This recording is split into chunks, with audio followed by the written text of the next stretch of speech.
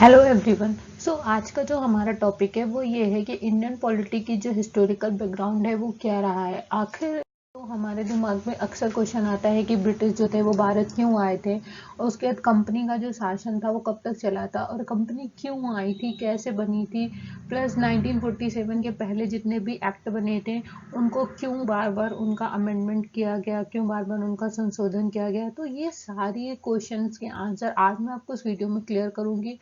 Plus ये भी बताऊंगी कि आखिर जो हमारा कॉन्स्टिट्यूशन बना था उसमें ऐसी कौन सी नीड आ गई थी हमारी इंडियन गवर्नमेंट को जो जो उन्हें संविधान बनाना पड़ा। सो ये सारी कंफ्यूजन और जो भी पॉलिटी का हिस्टोरिकल बैकग्राउंड रहा है वो सारी चीज़ें आज मैं आपको इस पार्ट 1 में क्लियर करूंगी। ठीक है। सो चलिए स्टार्ट करते हैं। मैं हूँ खुश। ब्रिटिश जो थे वो कब आए थे? वो आए थे ईस्ट इंडिया कंपनी के रूप में आए थे। कब आए थे? 1600 में। लेकिन उन्होंने किसकी परमिशन ली थी? उन्होंने ली थी महारानी एलिजाबेथ की परमिशन ली थी, जिन्होंने अपनी एक पावर थी चार्टर के द्वारा। उन्होंने उनको कहा कि ठीक है आप इंडिया में जो है बिजनेस कर सकते हैं। लेकिन फिर उसके बाद 1765 में उन्होंने क्या किया कि जो बंगाल था, बिहार और उड़ीसा के जितने भी सिविल और रेवेन्यू मैटर थे वो उन्होंने क्या किया, उनके हाथ में दे दिए, ईस्ट इंडिया कंपनी के हाथ में दे दिए। ठीक है। तो जिससे कि क्या हुआ, उनकी पावर और ज़्यादा बढ़ गई।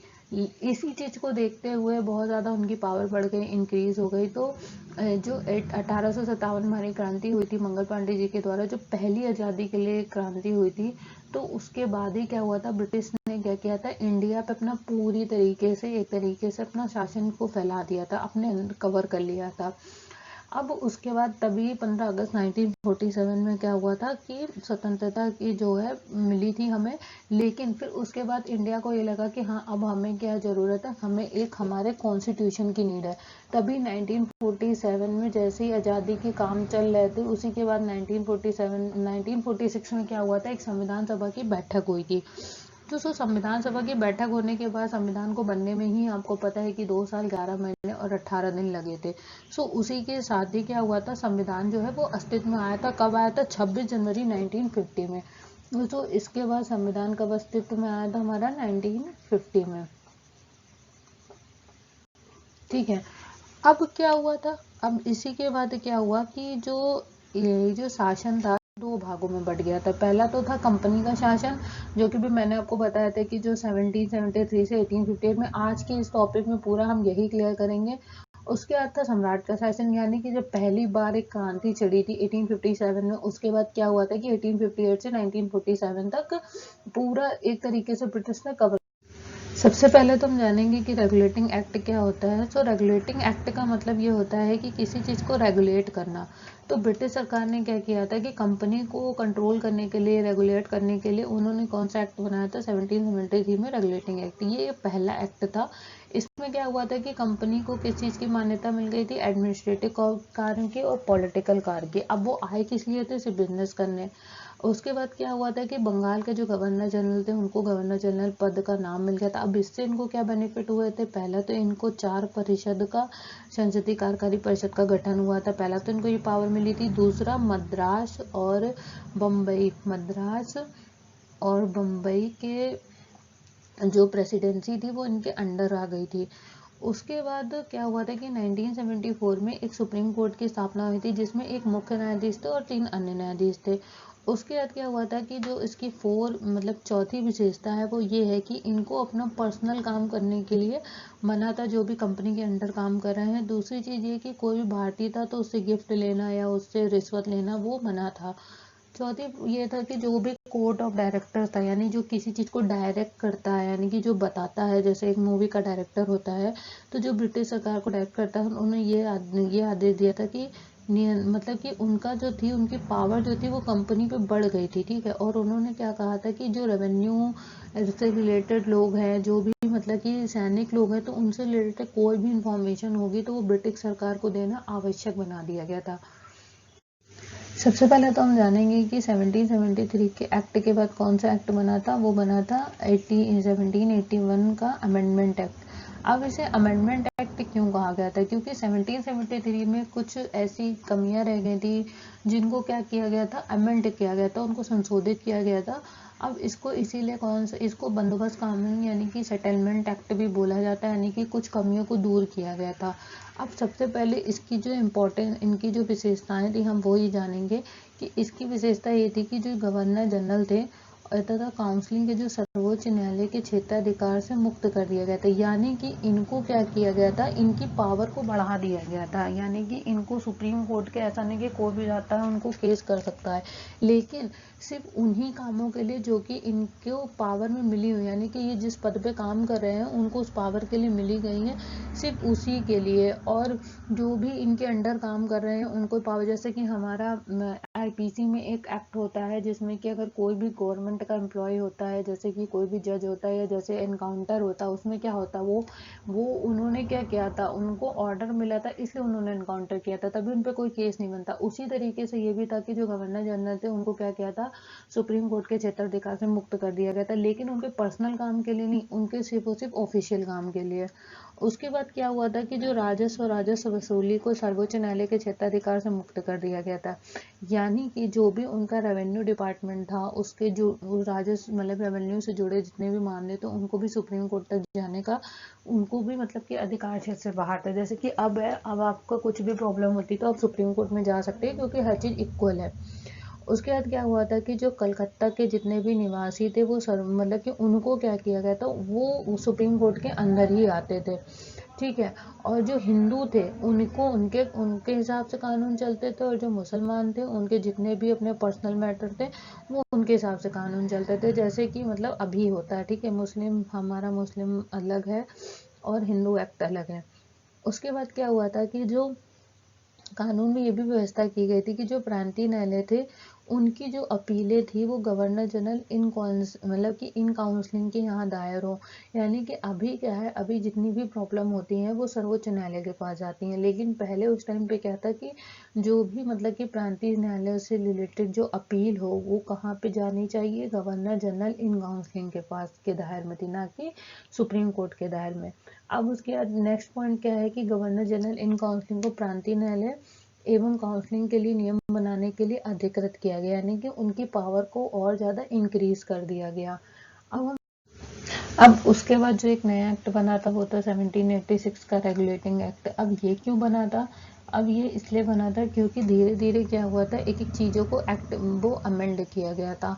अब उसके बाद क्या हुआ था, क्योंकि बंगाल के नए गवर्नर जनरल नियुक्त हो रहे थे जो थे लॉर्ड कॉर्नवालिस, ठीक है। तो इन्होंने क्या किया था कि अपना पद लेने से पहले इन्होंने दो कंडीशन रखी थी। पहले तो इन्होंने कंडीशन ये रखी थी कि जो काउंसलिंग है अगर वो कोई निर्णय लेता है तो उसके लिए उनको कोई फोर्स ना किया जाए कि उनको मानना ही है, और दूसरा ये कि उन्हें सेना तथा कमांडर इन चीफ का पद भी दिया जाए।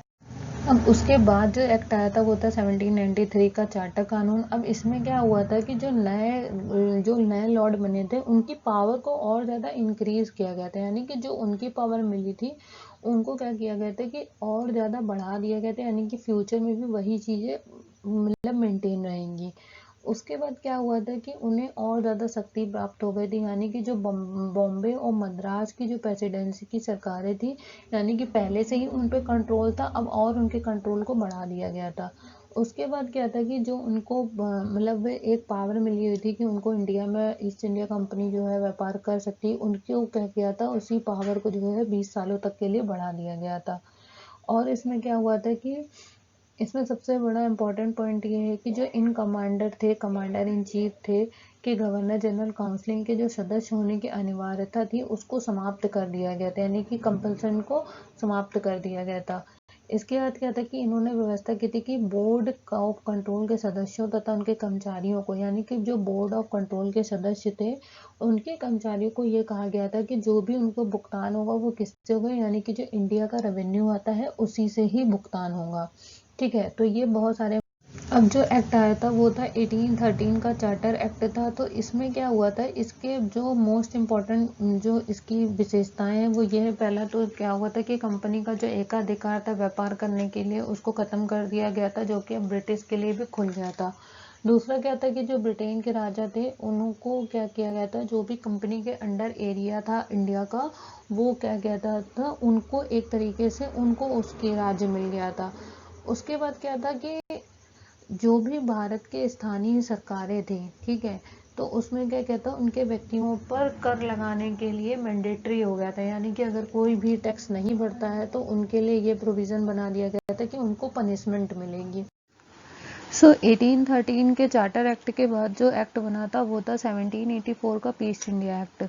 अब ये इसलिए बना था क्योंकि जो रेगुलेटिंग एक्ट बना था उसमें कुछ प्रॉब्लम्स थी, उनमें कुछ कमियां थी जिनको अमेंड किया गया था 1781 में, जिसमें एक सेटलमेंट एक्ट बना था। सो उनकी में भी कुछ ऐसे इंपॉर्टेंट पॉइंट्स थे जो कि रह गए थे, जिसको और ज़्यादा इम्प्रूव करने के लिए जो एक नया एक्ट बना था वो था 1784 का ईस्ट इंडिया एक्ट। इसीलिए इसको बनाया गया था। अब इसमें क्या इंपॉर्टेंट पॉइंट्स थे, वो ये थे कि कंपनी के जो काम थे उनको क्या किया था, दो पार्ट में डिवाइड कर दिया गया था। एक तो पॉलिटिकल में डिवाइड कर दिया गया था, दूसरा कमर्शियल में डिवाइड कर दिया गया था। तो जो पॉलिटिकल थे उनको एक गवर्न करने वाला एक अदर पर्सन था, यानी कि एक अदर कमेटी बनाई गई थी, और जो कमर्शियल थे उसका एक डिपार्टमेंट अलग कर दिया गया था। तो दोनों के जो हेड ऑफ डिपार्टमेंट थे दोनों को अलग अलग बना दिया गया था, तभी से जिसको हम बोलते हैं द्वैध शासन। इसमें क्या होता है कि जो दो सत्ता के लोग होते, मतलब कि दो शासक होते हैं, वो एक ही सत्ता को चलाते हैं, ठीक है।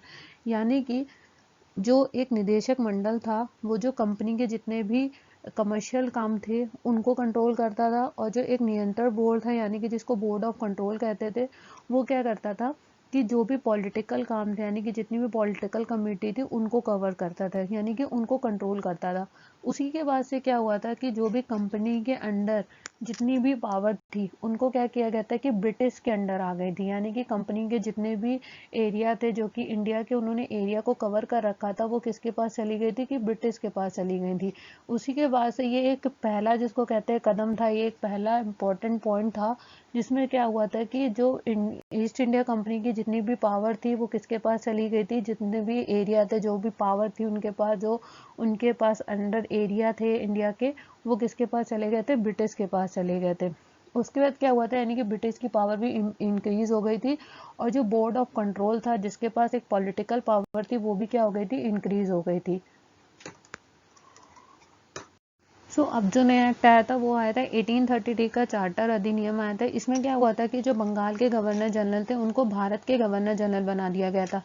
ऐसा होने से क्या हुआ था कि इनकी पावर जो थी वो और ज़्यादा बढ़ गई थी, जिसकी वजह से जितने भी ब्रिटिश के अंडर एरिया थे, जितने भी लोग थे, उनको कौन कंट्रोल कर रहा था, उनको कंट्रोल कर रहा था भारत का गवर्नर जनरल।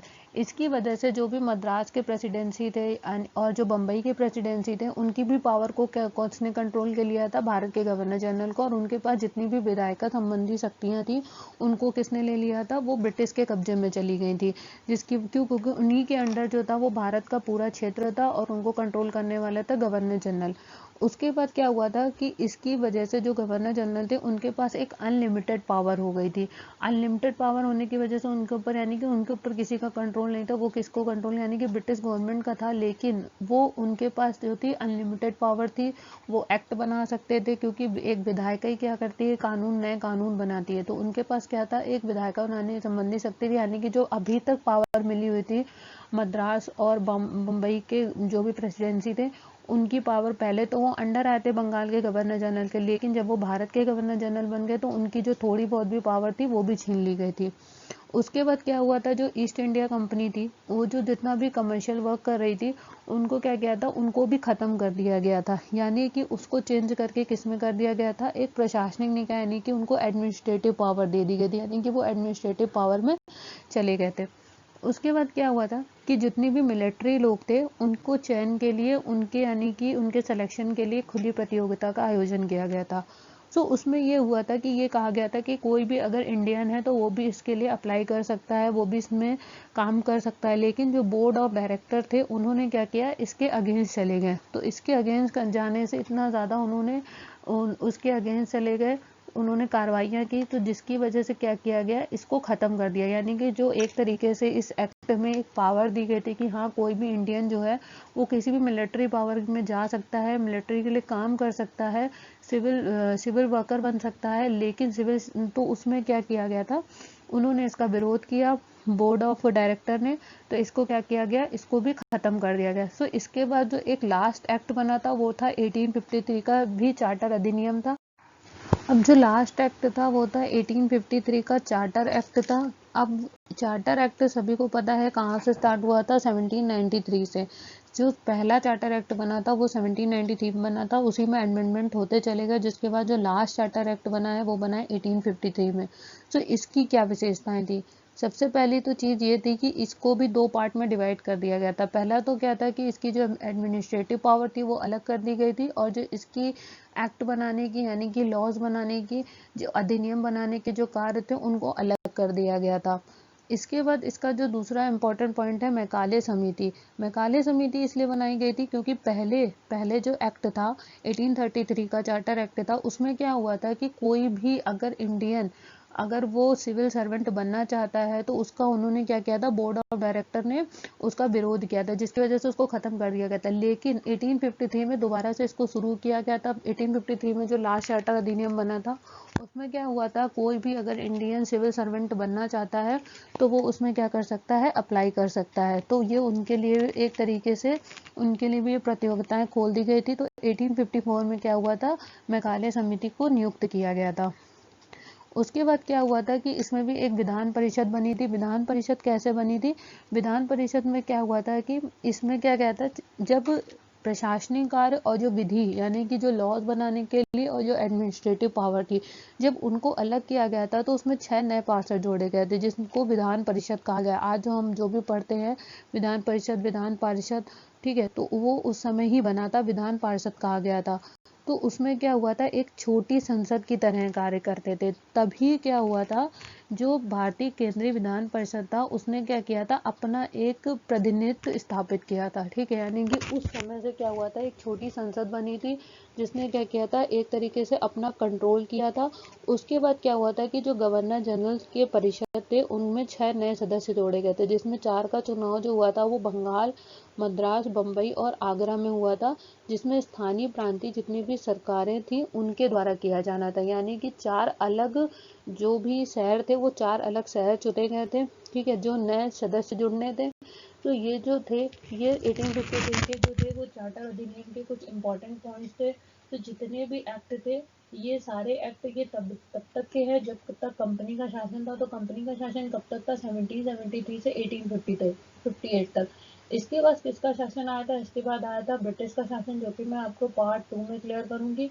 तो पार्ट 1 के जितने भी इम्पोर्टेंट पॉइंट्स थे, जो भी विशेषताएं थी, वो मैंने आपको सारी क्लियर कर दी हूँ।